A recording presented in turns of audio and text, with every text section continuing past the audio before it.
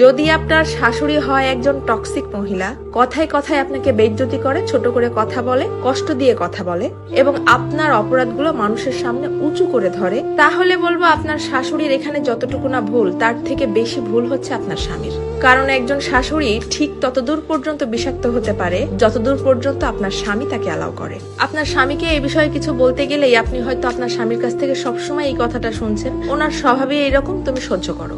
আমি কিছু বলতে গেলে বাড়ির পরিবেশটা নষ্ট হয়ে যাবে। তাহলে সরি টু সে ভাই, আপনার বাড়ির পরিবেশ অলরেডি খারাপ হয়ে গেছে। আপনি আপনার স্ত্রীকে সবসময় দুঃখী দেখছেন, ডিপ্রেশনে দেখছেন, এবং এটার একটা প্রভাব আপনার দাম্পত্য জীবন এমনকি আপনার সন্তানের উপরেও পড়ছে, এবং যেটাতে কোনো পদক্ষেপ না নিয়ে আপনি সমর্থনও করছেন।